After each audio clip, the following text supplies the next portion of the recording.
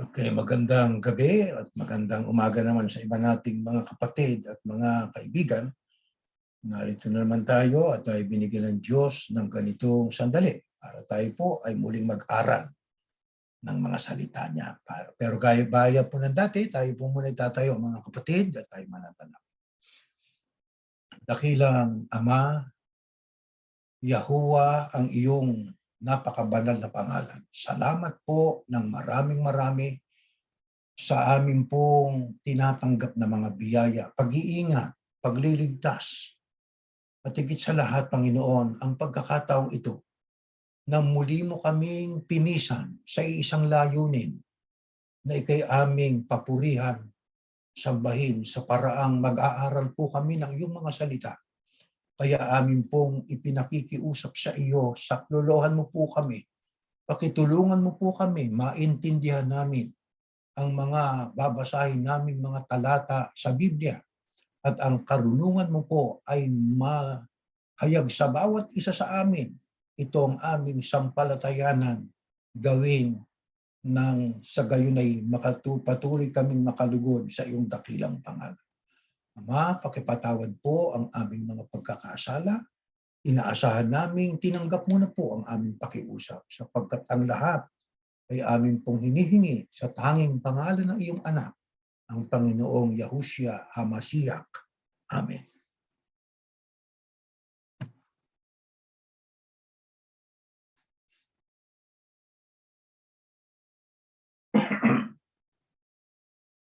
Mga mahal na kapatid, mga kaibigan, tayo po ay mag-aaral ng isang paksa. Ang totoo, kaya po natin ito tatalakayin sapagkat ito po ay isang katanungan sa atin bilang pagsagot. Ano po, mga mahal na kapatid? Ang paksa nga po, gaya ng ating mababasa, ang pagpalakpak, pagsigaw, at pagtataas ng mga kamay sa pagsamba. Alam niyo mga kapatid, sa panahon ng pagsamba, mayroon tayong naririnig, mayroon tayong nakikita. Iba sa atin, naranasan natin na may mga sumasamba habang sumasamba, ang iingay, papalakpakan, nagsisigawan, nagtataasan sila ng kanilang dalawang kamay. Ano pa? Medyo magulo yata ako itong mga pagsambang ito. Ako mismo, nasaksiyan ko po yan doon sa pagsamba ng Pentecostal sa kayong mga ibang mga pangkati po ng protestante. Alam nyo, maaring para sa iba po ay ito isang bagong bagay. Pero ito dati na akong ginagawa. Matagal ng panahon, ginagawa po ito. Ano ho layon ng mga nagsasagawa po nito? Palakpakan, sigawan, pagtataas ng mga kamay. Habang sila'y nananalangin at sumasamba. Sabi ho nila, kaya raw sila nagsisigawan ay sapagkat nararamdaman nila ang Espiritu Santo. Yun ang sabi nila. Sila naman daw ang ikay pumapalakpak dahil sa sila'y masayang-masaya sa kanilang pagsambat pananalangin. Nagtataas po sila di umano ng dalawa nilang kamay bilang pagsuko sa Diyos. Ako isang ayon to, pagluwalhati sa Diyos. Kilos na nangangailangan sila sa Diyos. Totoo naman po yun. Kaya sila nagtataas ng kamay. Ano po?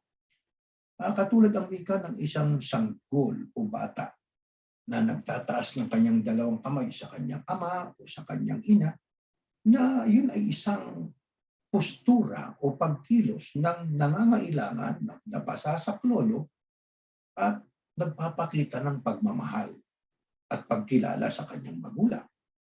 Kaya sila daw ay nagtataas ng mga kamay. Ngayon, atin pong pag-aaralan po yan, mga kapatid. Hindi ho tayo pwedeng humatol. Na bawal ang pumalakpak, sumigaw, magtaas ng mga kamay sa panahon ng panalangin, pagsamba. Bueno, atin pong pag-aralan lang itong mga katotohanan ito. Noong pong panahong una, gaya ng panahon ng bayang Israel, ano po? Paano ho nila sinamba ang Diyos? Umpisan po natin ito sa Salmo 47 at ang versikulo 1. Ganito po ang ating mababasa, mga kapatid, atin pong pakinggan. Salmo 47:1. Kayong mga tao sa bawat bansa, magpalakpakan kayo, sumigaw sa Diyos, ng may kagalakan. Noong panahon po, panahon ng bayang Israel, paano ho nila sinampang Diyos? Sabi ho, kayo mga tao sa bawat bansa, ang totoo, hindi lang po Israel, bawat bansa magpalakpakan kayo, sumigaw sa Diyos ng may kagalakan. Kaya, yan ay ginagawa na noon pa. Matagal na. Papalakpakan sila, nagsisigawan sila, dahil sa sila'y may kagalakan. Kaya, maliwanag po yan, mga kapatid. Ngayon, paano pa sumamba ang mga lingkod ng Diyos? Katulad po ni Haring David. Ito, sa aklat po ng Salmo rin, 63 at ang versikulo 4, ganito nakasulat. Pasasalamatan ko kayo habang ako'y nabubuhay. Itataas ko ang aking mga kamay sa paglapit sa inyo. Kaya maging itong si Haring David ay sumamba at nagpasalamat sa Panginoon Diyos na nagtataas ng kanyang mga kamay. Di ho ba?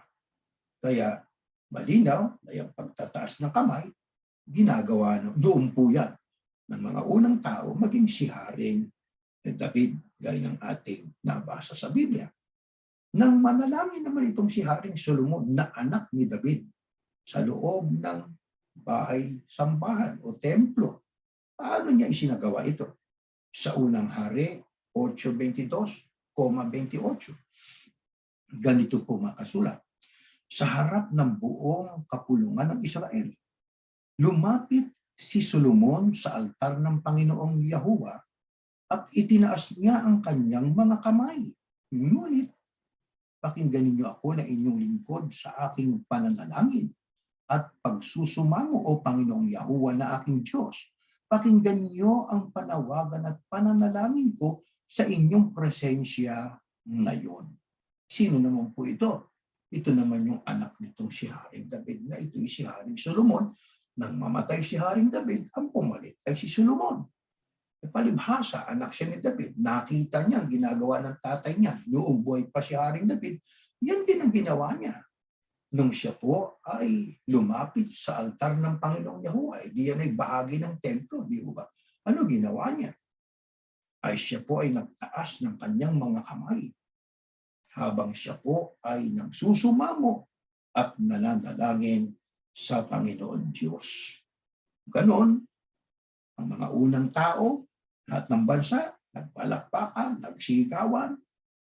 Si Haring David, si Solomon, nagtaas ng kanilang mga kamay habang sila'y nananalangin sa Panginoon Diyos. Sino pa ang nanalangin na nagtaas din ng mga kamay? Ito, pakinggan po natin sa Ezra, na ito naman ay tanda ng kapakumbabaan. Ito, basahin natin. Nagtipon sa akin ang mga tao na takot sa mensahe ng Diyos ng Israel dahil sa pagtataksil ng mga kapwa nila Israelitang bumalik galing sa pagkabihan. Naupo akong tulala hanggang sa dumating ang oras ng panggabing paghahandog. Katumbas ay pagsamba. Pagdating ng oras na yun, tumigil ako sa pagdadalamhati. Lumuhod akong gutay-gutay ang damit at nanalangin na nakataas ang mga kamay sa Panginoong Yahuwah na aking Diyos. Sino naman po ito? Ito po ay si Ezra, na lingkod ng Panginoon Diyos. Alam niyo, ito po ay tagpo ng ang Israel po ay nandoon na sa lupang pangako sa Kanaan. Ang ilang Israelita ho, alam naman natin, bawal na sila ay makipagtipan o mag-asawa ng hindi kabilang sa Israel, di ba? Sila ho ay na-impluensyahan, hindi naman lahat. May ilang mga Israelita na nagsipag-asawa ng mga taga-Pereseo, Eteo, mga taga-Ehipto, mga taga-Kanaan, mga hindi nila kalahi. Kaya itong ilang mga Hudyo na hindi ho gumawa ng ginawa ng ilan sa mga nakawala doon sa pagkabihag sa Ehipto, yung mga pinalaya sa pamamagitan po ng Diyos, ginamit niyang kasakatan si Moises. Ang iba sa kanila ho ay nagsipag-asawa ng hindi nila kalahi. Kaya nahaluan ng ibang lahi ang bayan ng Diyos. Kasalanan po yun.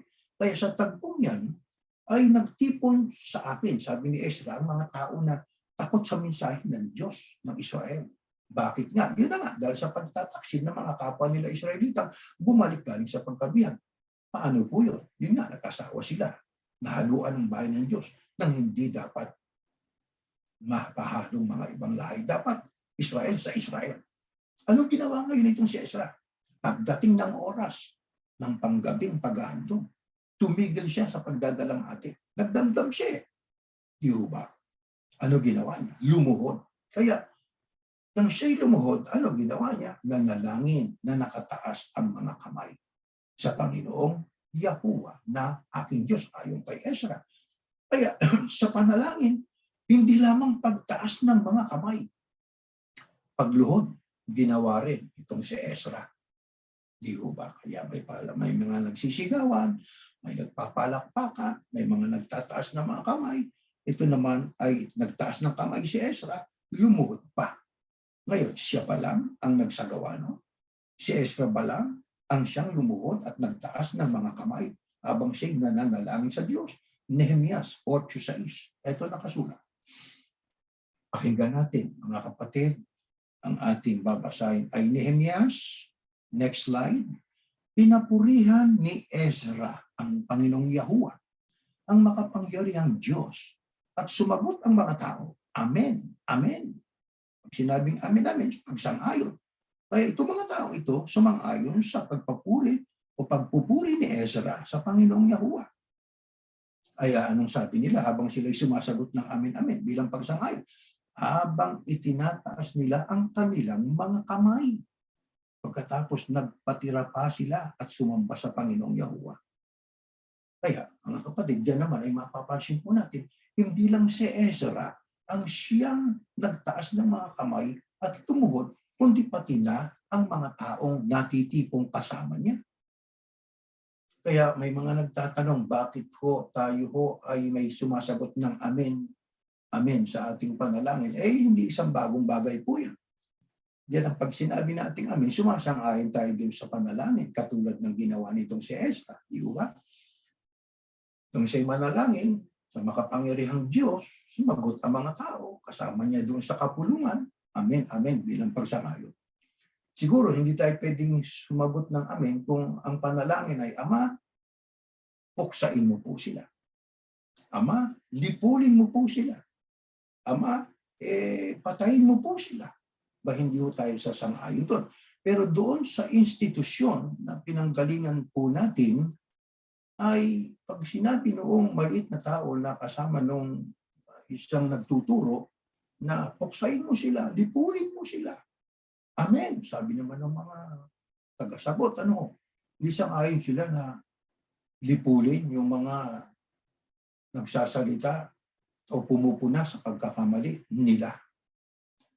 Alam nyo, doon natin mapapansin na hindi nila ginagamit yung kanilang common sense bago sila sumagot ng amen bilang pagsang-ayon, di ba? Pero itong tagpong ito ay dapat nang nasang-ayunan.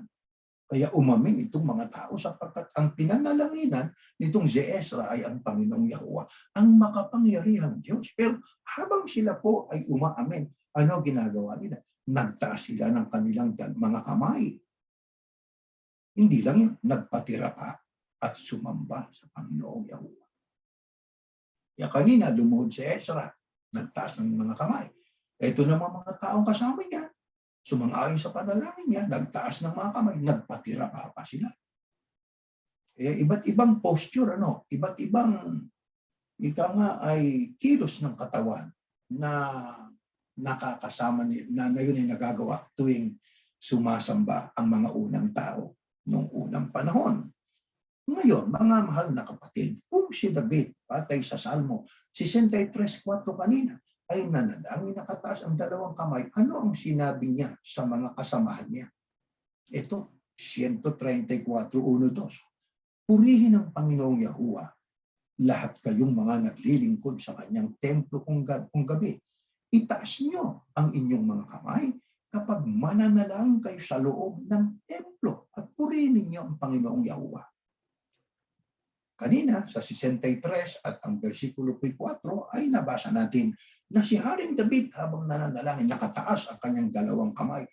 Hinimok din niya, hinikayat din po ni Haring David ang mga sumasamba na naglilingkod sa templo na na itaas nila ang kanilang mga kamay kapag sila'y mananalangin sa Panginoong Yahuwah. Kaya mapapansin po natin, hindi isang bagong bagay po ang pagtataas ng kamay. Yan ay noong pamanay ginagawa na po ng mga unang lingkod ng Panginoon Diyos. Ngayon, bakit kayo ang wika na iglesia ni Yahushua na inyong sinasabi na kayo ay makadiyos? At hindi nyo ginagaya sila? Maya-maya ho, sasagutin po natin yan. Tuloy muna natin itong pag-aaral po natin at darating din po tayo dyan.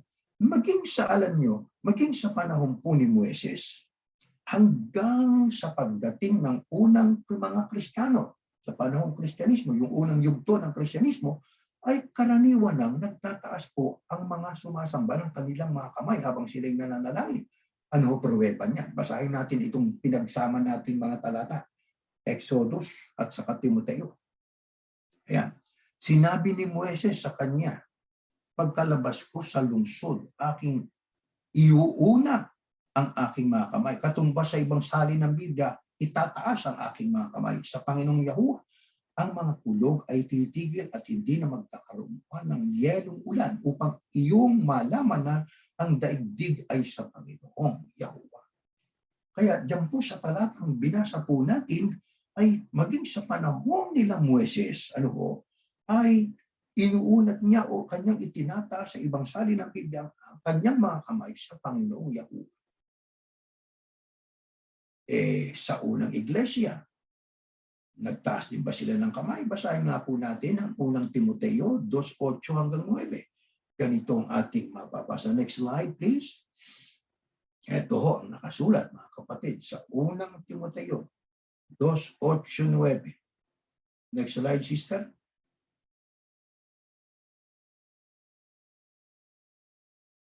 Okay, salamat. Ito nakasulat.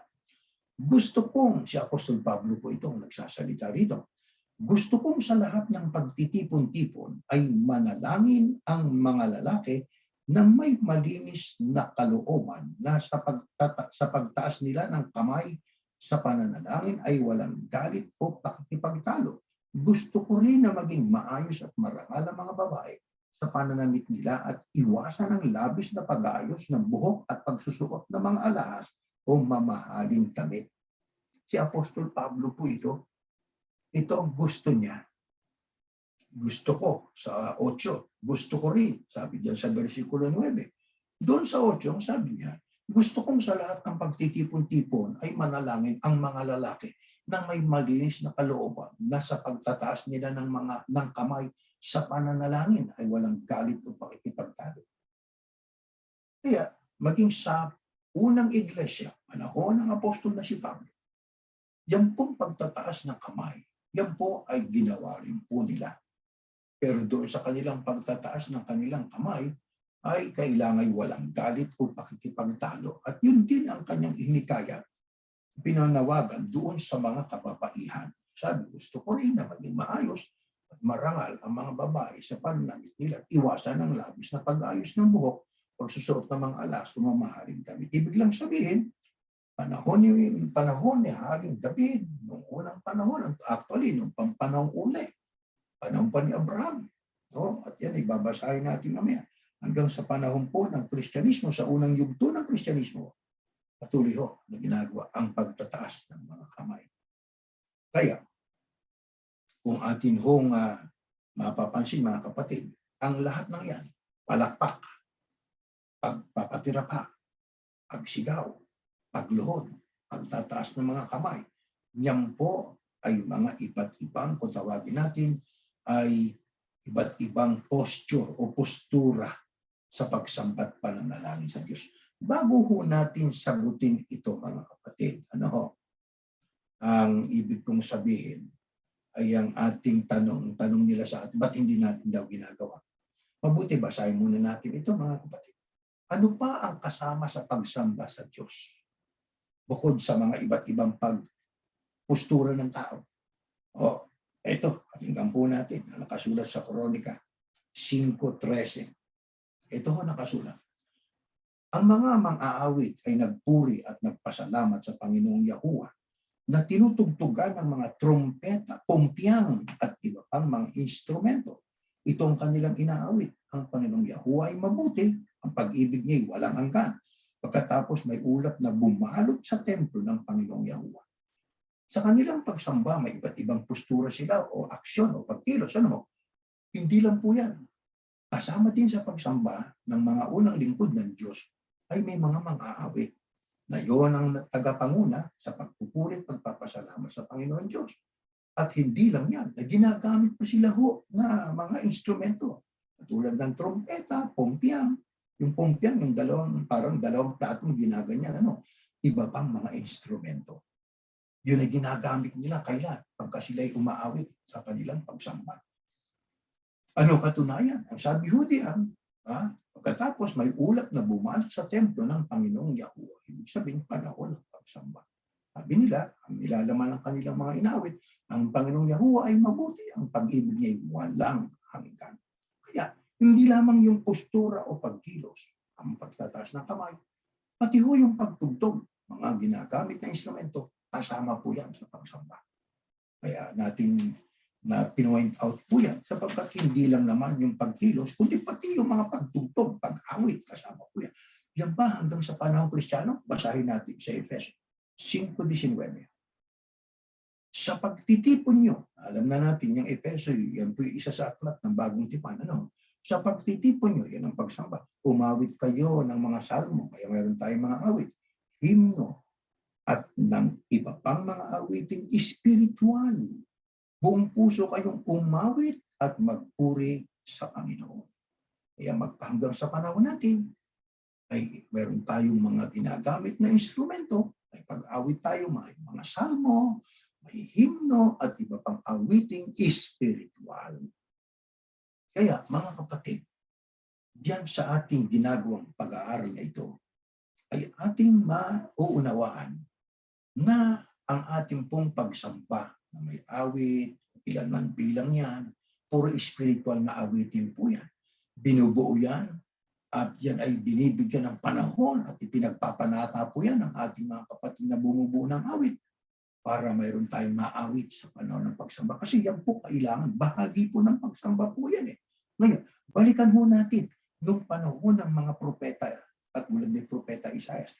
Meron bang mga sumamba sa Diyos na nagtaas din ng mga kamay? Subalit hindi ho dininig ng Diyos. Hindi ho tinanggap kahit nagtaas pa ng kamay. Basahin po natin sa Isaias 1:15. At sa Isaias 1:15 din sa easy to read. Ayan, nakasulat dyan. Easy translation ng Biblia. Kapag mananalangin kayo, hindi ko kayo papansinin. Baka naman hindi nagtaas ng kamay, kaya hindi papansinin ng Diyos. Tuloy natin. Kahit paulit-ulit pa kayong manalangin, hindi ko kayo pakikinggan dahil marami kayong pinatay na tao. Ang sabi sa Isaiah 1:15, ang sabi niyan eh, when you raise your arms to pray to me, yun. Yan ang katumbas sa English eh.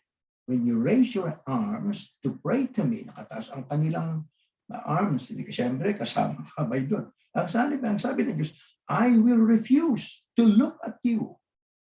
You will say more and more prayers, but I will refuse to listen because your hands are covered with blood. Meron bang mga nagtaas din ng kamay sa pananalangin? Pero hindi ho tinanggap ng Diyos. Tinanggihan ng Diyos. Sabi niya, I will refuse to look at you. You will say more and more prayers, but I will refuse to listen because your hands are covered with blood. Nananalangin ka nga. Sumasamba ka nga. Paulit-ulit pa nga yung panalangin eh. Nagtaas pa ng kanyang mga kamay. Pero bakit tinanggihan ng Panginoon Diyos? Ayun. Marami kayo ang wikang pinatay na tao. Kaya, mga kapatid, ano lamang ang ibig sabihin? Kahit ano pang pagkilos ang gawin natin. Kahit ano pang postura ang gawin natin sa pananalangin. Kung tayo naman ay manggagawa ng masama, pumapatay ng kapwa-tao, Diyos ang nagbigay ng buhay, ipinatay mo. Hindi ba magagalit nga ang Diyos? Kaya ang sabi ng Diyos, I will refuse to look at you. Ayaw ng Diyos na tingnan ka. Tingnan ka, ayaw ng Diyos. Hindi siya makikinig sa kanilang mga panalangin, kahit paulit-ulit pa. Bakit? Gawa ng kanilang masamang gawa. Kaya diyan, mapapansin po natin, mga kapatid, sa binasa nating mga talata ay may mga okasyon, may mga pagkakataon na ang mga Ebreo, mga Israelita ay nagtataas ng mga kamay sa kanilang mga panalangin at pagsamba. Pero hindi po sa lahat ng pagkakataon. Alam niya ba kung bakit ito? Dahil may mga ibang postura o kilos ang mga Ebreo noon. Paano ba ang iba na paraan ng panalangin noong panahon ng mga unang tao ng Diyos? Sa unang Samuel 1:26. Next slide. Ito.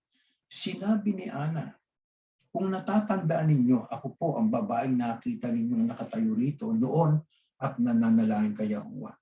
Itong si Ana, isa sa mga lingkod ng Diyos yan. Siya po ay nanalangin noon. Pero paano ang kanyang posisyon? Nakatayo. Ako po ang babaeng nakita ninyong nakatayo rito noon at nananalangin kay Yahuwah. Kaya may nananalangin nakatayo. Ano? Isa na nga, yang si Ana, na ina ng propetang si Samuel. Nanalangin siya habang nakatayo. Sino pa at paano sila nanalangin? Unang Hari, 18:42. Ito.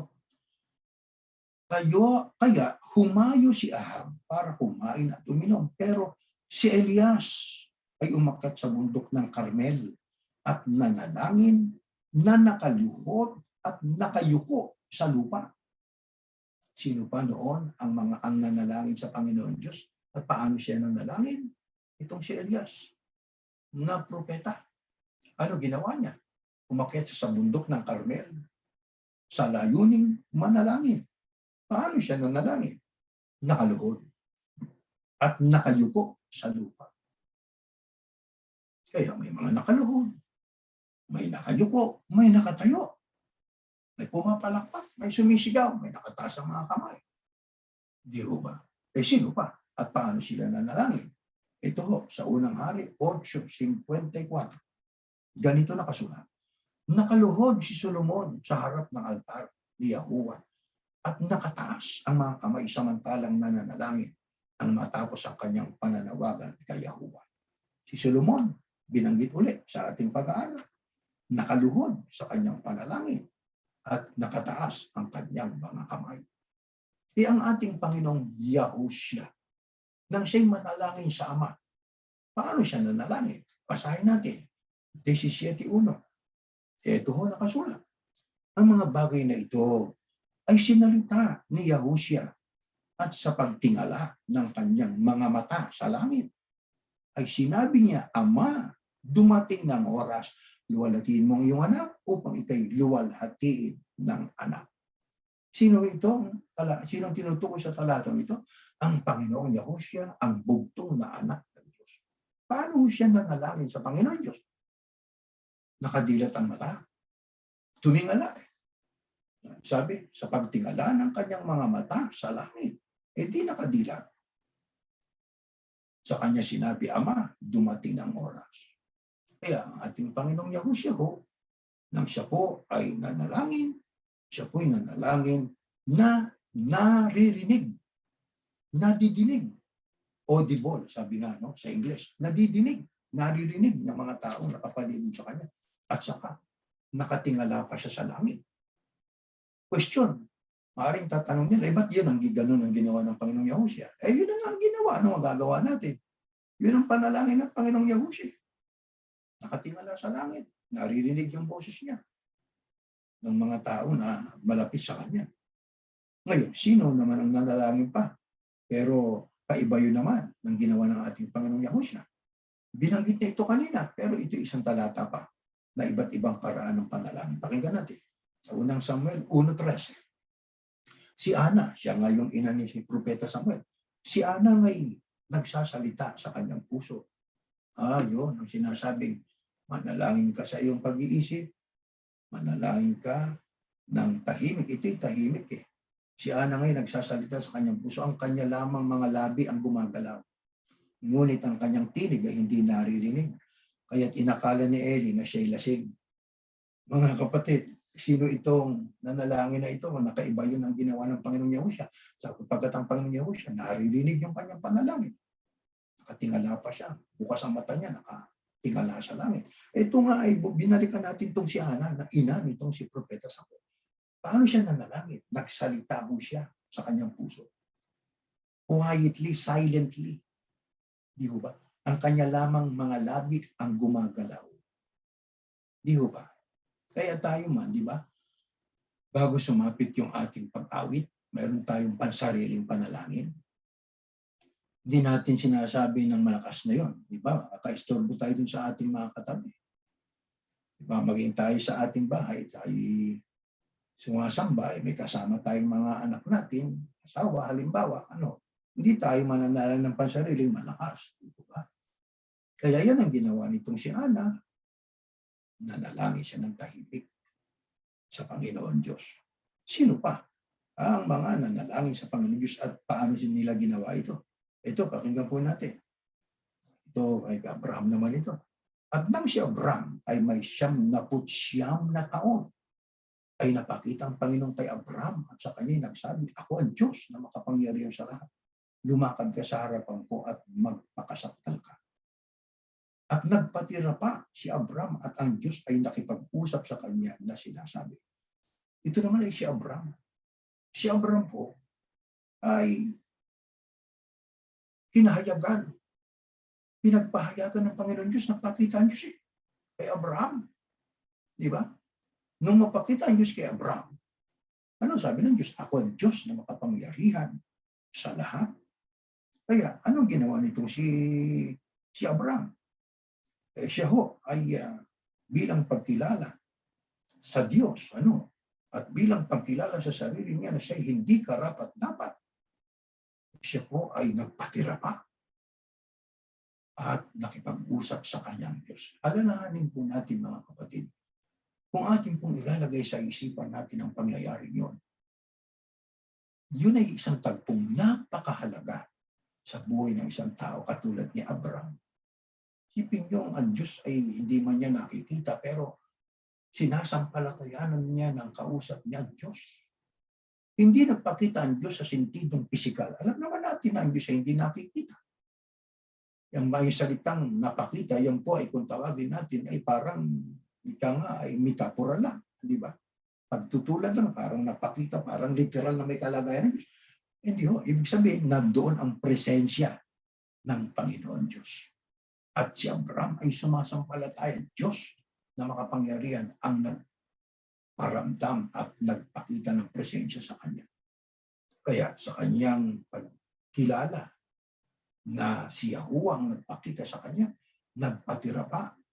At yun ay kahayagan din para sabihin, hindi po karapat-dapat na pagpakitaan ninyo, pero ang presensya niyo, pinakita niyo sa akin. Kaya si Abraham nagpatira pa di ba? Sinabi nagpatira pa, dumapa. Kaya siya kausap niya ang Diyos.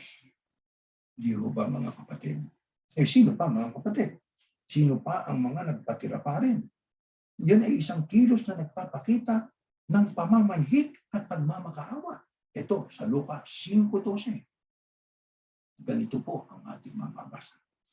At nangyari, samantalang siya'y nasa isa sa mga bayan, narito, may isang lalaki na lipos ng ketong. Alam naman yung ketong, isang uri ng sakit sa balat po yun, na napuputol. Naku po, kung kayo nakarating po doon sa Kamarin, sa lugar ng Kamarin, nandun yung mga kapatid natin noon, nung ako'y nasa institusyon pa, nangangasiwa po ko roon na kami, mga ministro at manggagawa, mga kapatid, nakikipagkamay, pero hawakan na lang po ninyo ang dulo ng pasugo. Yan ang natin ginagawa dati. Nahihiya silang makipagkamay. Hindi naman nakakahawa po yun.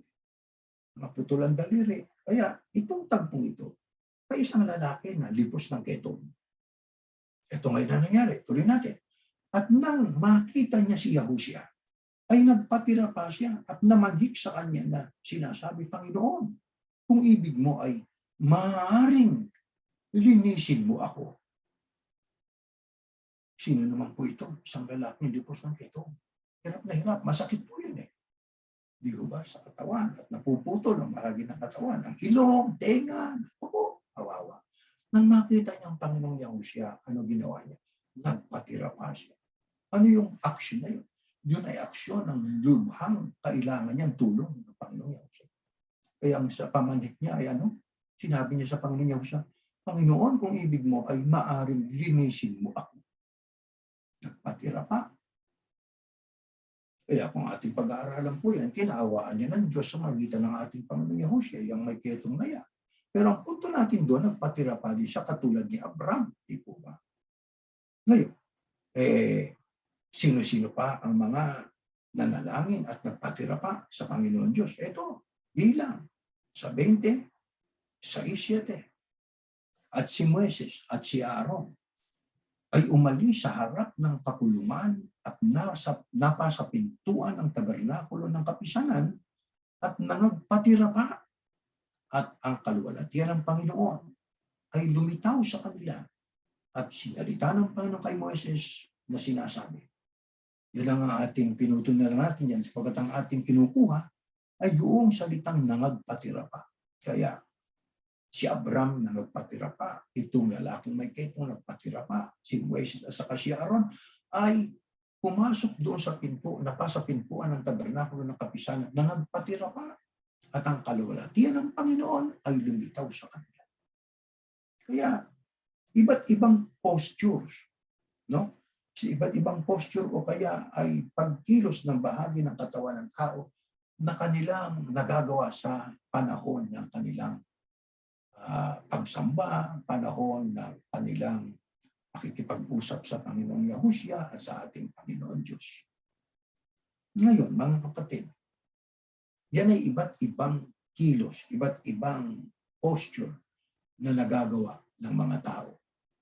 Noon, ngayon, ang tanong ay ito, sa pananalangin, ano po ang dapat nating maging layunin, mga kapatid? Ito, pakinggan po natin. Kailangan, alam nyo, sagutin ko na, dapat maging malinis ang layunin natin eh.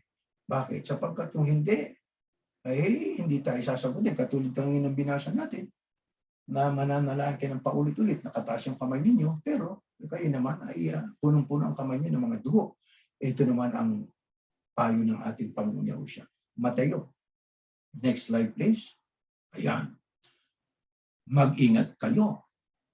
At baka ang paggawa ninyo ng mabuti ay pakitang tao lang. Sapagkat kung ganyan ang ginagawa ninyo, wala kayong matatanggap na gantimpala mula sa inyong amang nasa langit. Tigil muna natin, mayroon palang gumagawa ng mabuti, pero pakitang tao lamang. Tuloy natin ang pagbabasa.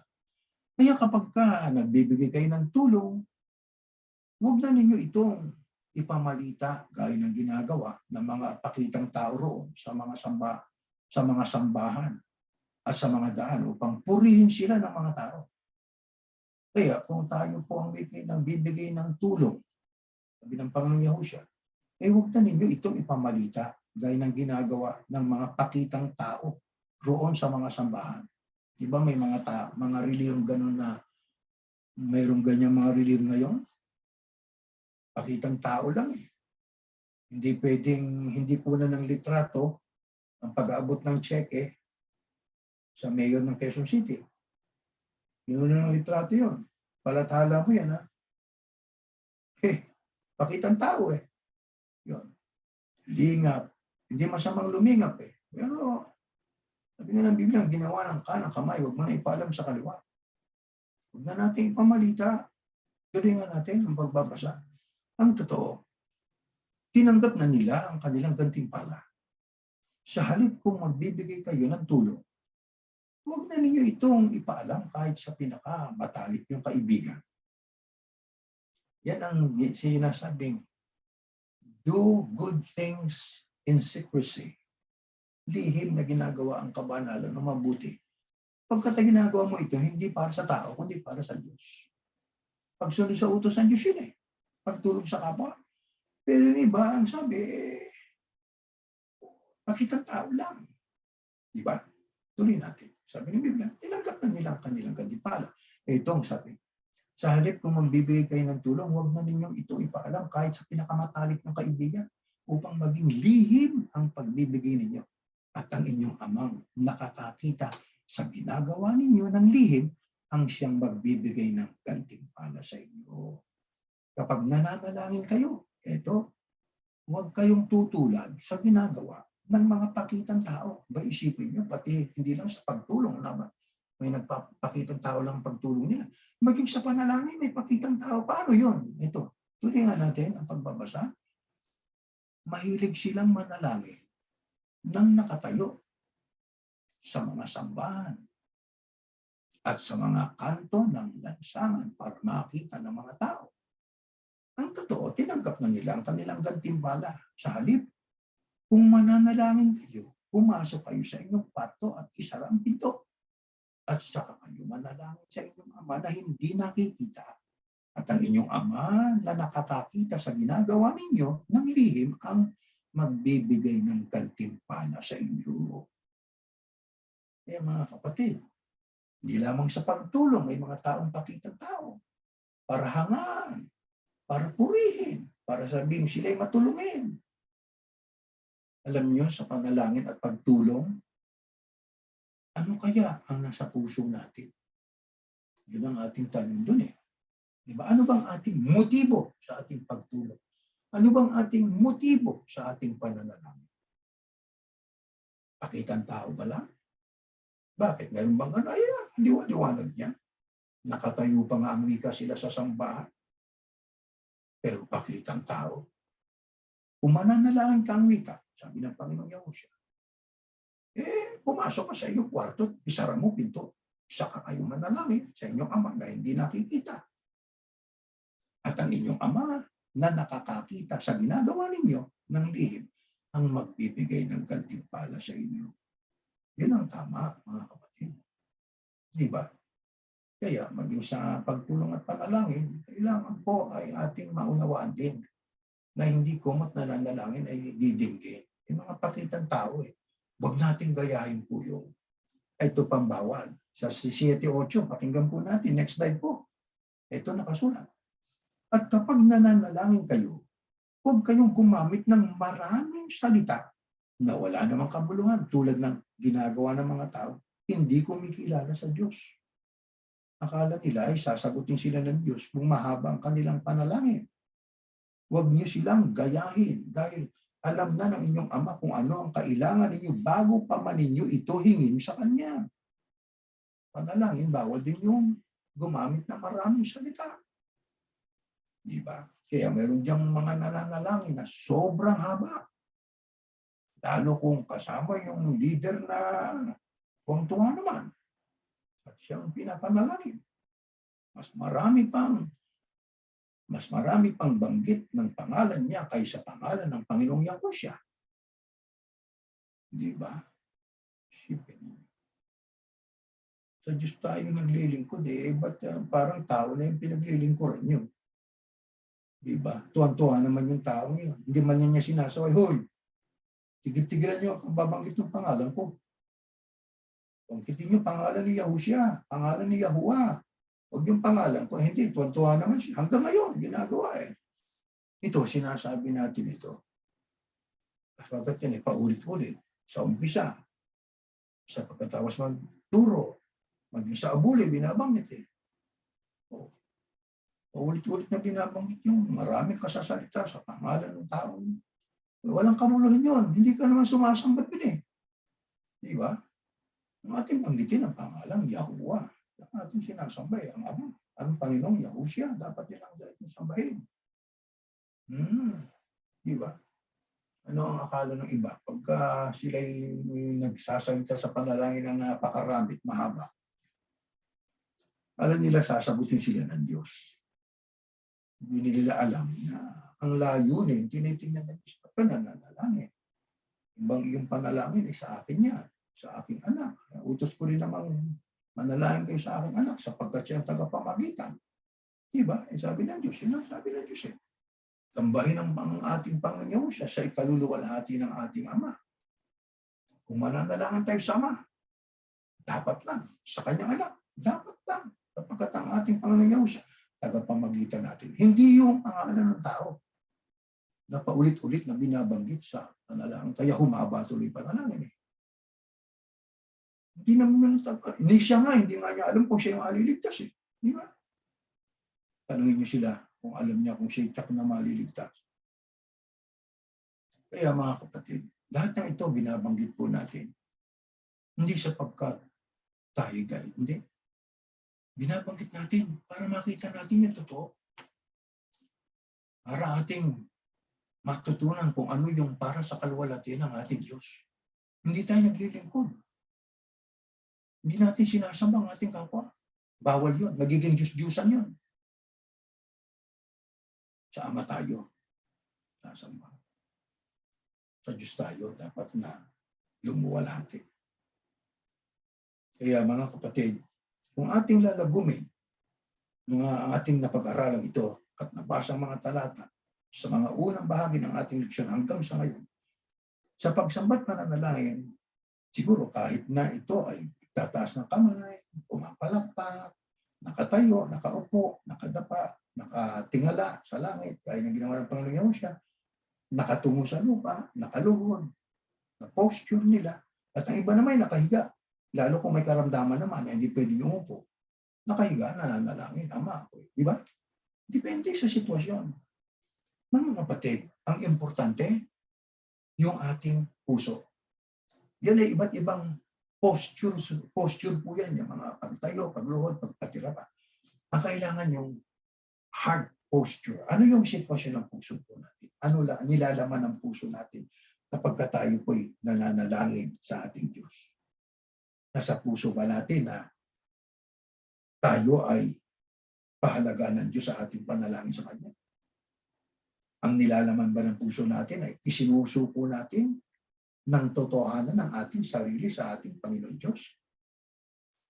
Naramdaman ba natin na ating tinanggap ang kapatawaran sa ating nagawang mga pagkakasala?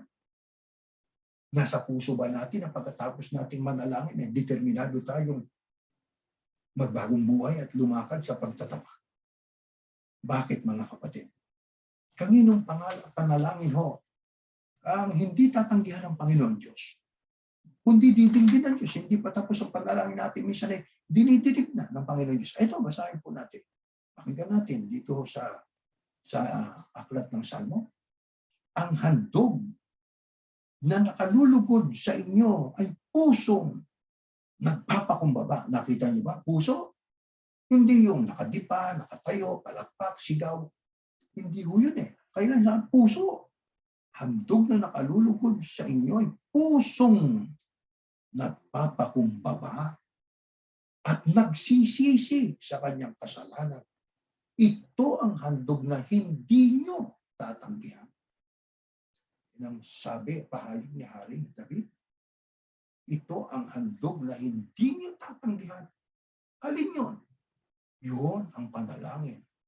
Handog panalangin na kalulugod sa Diyos. Pusong nagpapakumbaba.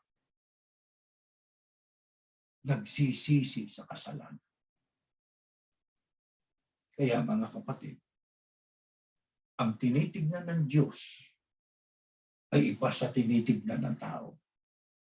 Ang tao ay tumitingin sa panglabas na kaanyuan ng kanyang kapwa. Subalit ang Diyos sa puso nakatingin. Pusong nagpapakababa at nagsisisi. Ito ang ang handog na hindi nyo tatanggihan. Bakit hindi yan ang ating gawin, mga kapatid? Di ba?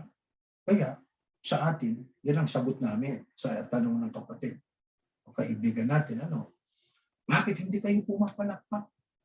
Bakit hindi kayo nagsisigawan? Ito na lang. Pansinin ninyo, sa isang pagsamba halimbawa, ang iba hindi nakadama. Tanggapin na natin, kaya silang nagpapalakpakan kasi nakadama rin sila ng Espiritu Santo. Alam niyo, ang Espiritu Santo ang dulot ng kapayapaan. Hindi naman yung ang iba ay nagtataas ng kamay, pumapalakpak, sigawan, hindi pa parang piyesta yan. Parang piyesta. Ang gulo, may pumapalakpak sapagkat masaya, may nakatungo, may nagtataas ng kamay, mayroong nagsisitawan. O di ba? Tataasan ng kamay. Hallelujah, kung ano-ano pang mga pinagsasasabi. Super gulo, di ba? May bilin si Apostol Pablo na yan ang utos ng Panginoon Diyos. Kaya ayaw namin gawin yan eh. Hindi namin sinasabing masamang gawin yan. Nasa inyo yun kung gagawin ng iba, ano? Pero tayo, may bilin eh. Ito, pakinggan natin. Sa unang Korinto 14. Next slide, sister. Ganito po ang ating mababasa, mga kapatid. Atin hong pakinggan. Dapat gawin ninyong may karapatan at may kaayusan ang lahat ng mga bagay. Kung ang lahat ng mga bagay ay dapat gawin ng may kaayusan at karapatan, di lalo ang pagsamba at panalangin, di ba? Higit na doon dapat natin gawin yung may kaayusan at may karapatan. Bakit? Sapagkat ang Diyos ay hindi Diyos ng kaguluhan, kundi ng kapayapaan. Gaya sa lahat ng mga iglesia, ng mga banal. Bakit hindi ho ang iglesia ni Yahusha, hindi ho kami nagpapalakpakan, sabay-sabay, ang iba naman ay nakatungo, ang iba naman ay sumisigaw, ang iba ay nagtataas ng mga kamay. Hindi ganoon. Kami, hindi yun ang ginagawa po natin. At para sa ating kaibigan nagtatanong, ano? Alam niyo, ang Diyos ay hindi Diyos ng kaguluhan, kundi ng kapayapaan. Yung Espiritu Santo, yun ay kapangyarihang galing sa Diyos eh. Sinusubo ng Diyos. Isinusubo rin ng Panginoong Yahusha. Kaya napapasigaw tayo ng Aba-ama. Biglang sabihin, talagang pagka nararamdaman natin ang Espiritu na galing sa Panginoon Diyos, iba ang naidudulot sa ating sigla. Di ho ba? Iba, hindi mo ma-explic ang kapangyarihan eh. Di ba? Nadarama natin po yan sa awa at tulong ng Panginoon Diyos.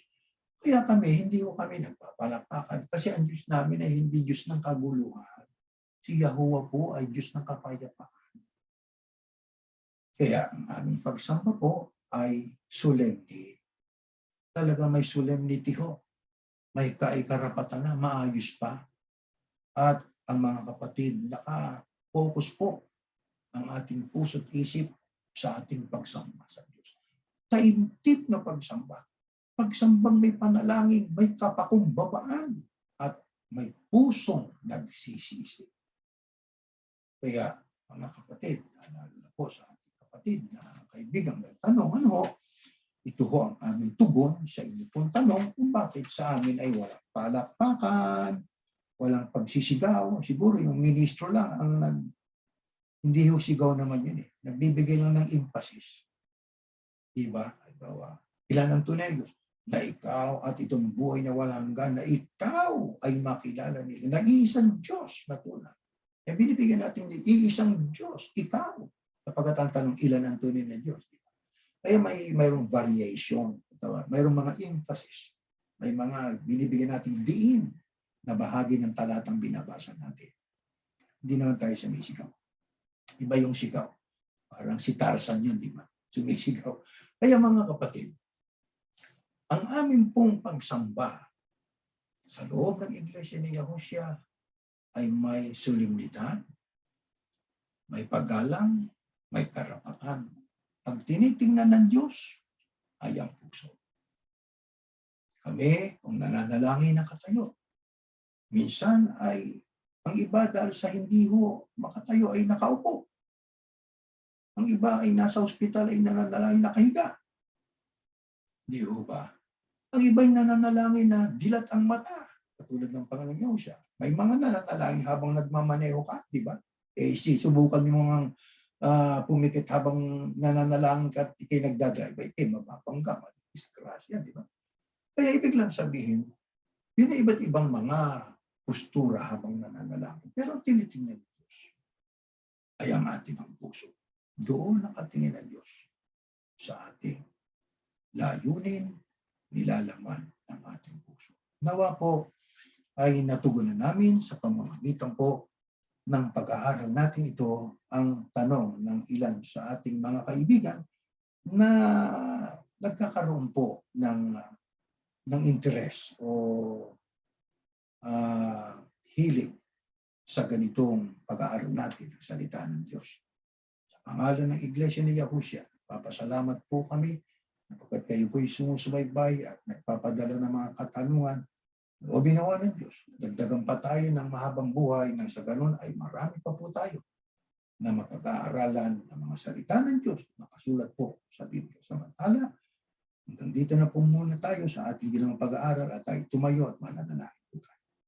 Panginoon namin Diyos, salamat po ng marami.